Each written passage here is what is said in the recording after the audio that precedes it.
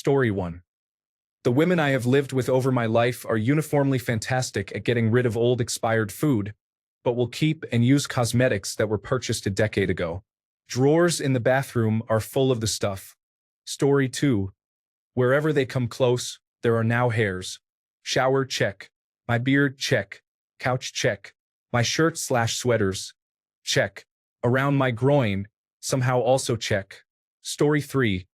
Every hoodie, t-shirt, every pair of basketball shorts, and pair of sweatpants you own will vanish from your drawers. At the same time, she suddenly gets a whole load of new pajamas that look mysteriously like the missing garments. Story 4. A lot of people mention finding hair ties, bobby pins, and cotton swabs everywhere. My wife is a veterinarian with attention deficit hyperactivity disorder, and we often have sick animals around that we're caring for. I can't count the number of times I found 18-gauge needles or insulin syringes in the couch, the laundry, all over the kitchen, in our bed, and so on. Fortunately, they are usually capped, but not always. Not always. Edit. In case anyone is genuinely concerned about this, it got a lot better when I bought her a Sharps container for home use and we talked about it. It's pretty rare these days. A little communication goes a long way. Story 5. I didn't know that period side effects could be debilitating. None of the women in my house growing up had bad periods, whereas my partner will occasionally have one that has her curled up on the floor and vomiting into the toilet. Story 6. Period poops. I grew up with a sister, so I thought I knew everything about living with women, but in college I had a female roommate, and whenever her period came to visit, she would blow up the toilet so bad I couldn't use it for a good 20 to 30 minutes. Story 7. I learned that if I'm ever stranded in a car in the desert, I'd want to be in my ex-wife's or current girlfriend's car, as I'd be able to survive for days on half-full water bottles and snacks, have multiple clothing items to burn to stay warm with, or have days of mail to read in the trunk. I truly now believe women need 24 hours notice before a trip to Costco in their car. Story 8. Always ask, do you want a solution to your problem or just a listening ear? Because I found out that crying about the same thing for an hour every other day apparently does not need a fix. Just tears. Story 9. The amount of things I used around our apartment that ended up being decor is insane. I have heard it all. Do not use that pillow. That towel is not meant to be used. Do not use those rags. Leave them hanging on the stove handle. Also, so much hair. Story 10.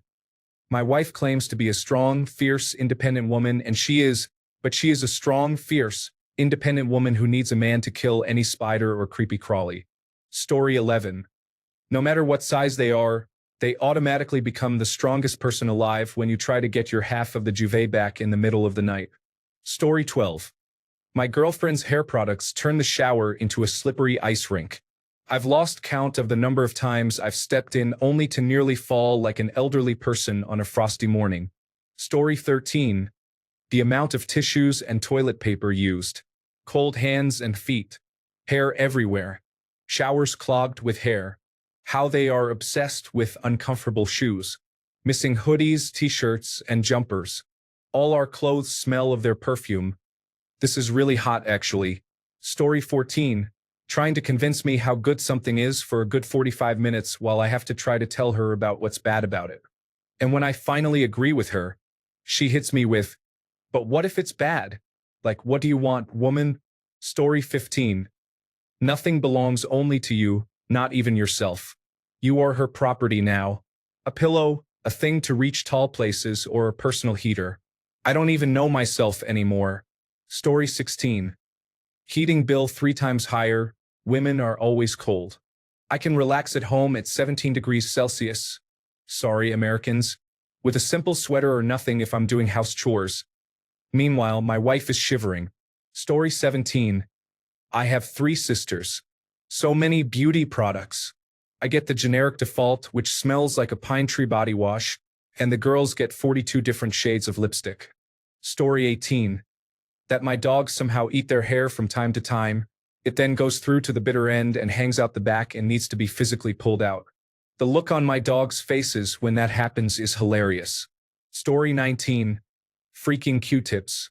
Forget about the stereotypes of finding bobby pins or hair ties everywhere. I found Q-tips everywhere.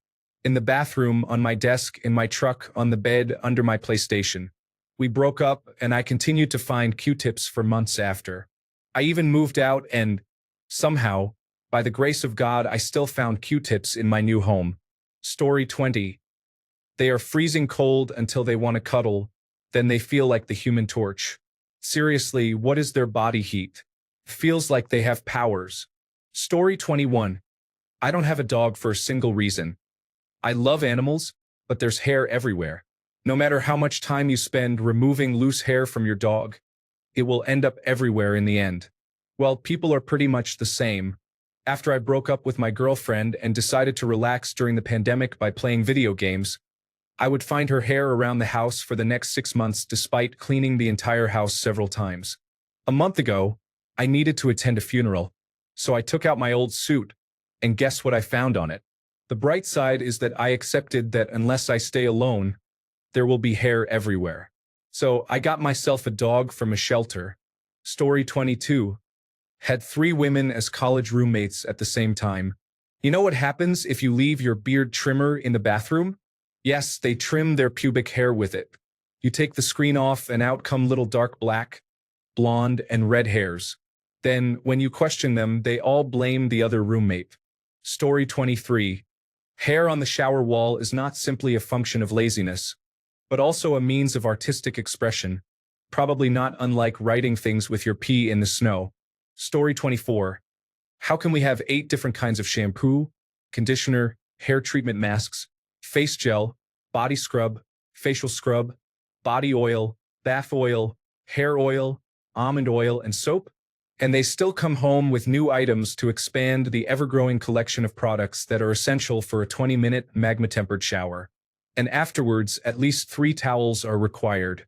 Story 25. Laundry.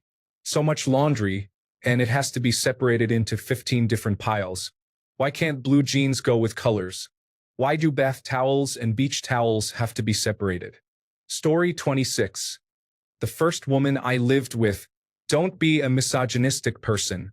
There is no such thing as women's chores. Okay, fair enough. I'm not doing that. Those are men's chores. My wife, a different woman, and I share whatever until they're done. Story 27. 1. They love useless items. Throw pillows, decorative towels, plastic fruit, tiny cups, appliances they will never use, and so on. They are meticulous about cleanliness in very specific areas. They can be just as messy as men, and sometimes even more so in areas outside their clean freak category. They tend to share much more personal details about their partner and their intimate life than men do generally. Story 28. In my experience, women are much untidier than men. If something gets put down, chances are it will stay there until it is used again. The clothes chair is real. So much hair. Bathrooms smell better with a woman using them, specifically showers. Lots of extra items are in a house, like vases, pillows, or additional carpets or rugs where they don't need to be. There is just more stuff. A woman roommate will decorate communal spaces. Men don't. Women are generally less particular about shared things in a house. This can be good and bad. They will eat my food but also be open with theirs. Whereas with men, there's always a very clear line of what's mine is mine. They will buy kitchen gadgets that you can use, whereas with men, if they buy something, you can't touch it. I personally love living with women, be they romantic partners or roommates. They make a place feel lived in a positive way. It's hard to explain. Story 29. My wife had to take a medication that turned her urine orange. One day, I was cleaning the toilet and found orange streaks on the front of the bowl, going all the way down to the floor. I realized then that my wife's urine didn't always go directly downward. Sometimes it went forward and through the gap between the toilet seat and the rim of the bowl to make a mess that she had always, albeit unknowingly, blamed on me. Story 30. The wild swing between spending 2 weeks not cleaning at all and things getting messy, and then spending the entire day cleaning all at once out of nowhere. Story 31. How to better take care of myself and my body. My whole life, I would just shower, brush my teeth, and put on deodorant, the basics. I didn't have acne as bad as others growing up, maybe 1 or 2 pimples a year, so I usually just rinsed my face with water after brushing my teeth. I saw this woman do a whole 2-hour routine every morning, and it just amazed me. She simply said she doesn't feel good if she doesn't do all that stuff. I'm talking shower, moisturize, a whole face routine, clip nails, clean ears, literally every hygienic thing you could think of. She'd do it before doing her makeup. She always smelled so good and felt so soft. It made me want to do those same things myself for her, so that she could see how much I appreciated her doing all those things, even if she would have anyway. We're broken up now, but I still take my daily hygiene routine pretty seriously. I'll never forget her for it. Story 32. I was blown away by how dirty and disorganized so many women's personal rooms are. Women can be an impressively unhygienic group of people. The fact that women's bodies are always so delightfully clean and touchable is a lot more impressive to me now, honestly. Story 33. She is compelled to clean my side of the bathroom sink as if it is too dirty or unorganized. Meanwhile, I look 2 feet to the left, and her side is easily 5 times worse. It is funny because I think she has been told by movies, television, and culture that once she lives with a man, he is the dirty one, the slob, and so on. Therefore, there is a bias of fixating on things she thinks I am making a mess of. Story 34. Stayed with my best friend for a month. I found out she sleep talks every night. I had to sleep in her room, but she says some weird things. She even asked me to record her. Story 35. The mental load they bear. I thought it was fine just thinking about meals, when to do laundry, and so on. But they have a whole other layer when they think, what can we cook? What ingredients do I have? When is it expiring? Do I still have enough of this? What should I replace these bed sheets with? Is the fabric still in good condition? And so on. Story 36. Matrix-level acrobatics to avoid their clean clothes hanging all over the place for weeks. Experiments proved that even completely blocking doorways only inspires limbo practice. Story 37. Once had a housemate who introduced herself as a Vietnamese student. After several months of getting to know them, one night over a few too many vodkas, she felt comfortable enough telling me that she was actually from North Korea and had escaped some years prior. Really fascinating and heartbreaking at the same time. Story 38. The social stereotype of women being cleaner than men is definitely not true in my case, and not just in the clutter department. My girlfriend showers about half as often as I do as well. Story 39. Your bathroom drain will block a year or 2 after they first move in with you, and you will call a plumber to fix it. He will pull out fistfuls of hair, a foot long or more. Your girl will look at you and seriously say, "That's not mine." A bottle graveyard will develop in one corner of the shower. 80% of the bathroom space will gradually be taken up by her things. 80% of the wardrobe space will gradually be hers too. The fridge will fill with little bags of things she needs for cooking that will sit there anyway for years without being touched. Hair scrunchies will appear in the most surprising places. Long hairs will appear like magic everywhere. I once woke up with one around my balls.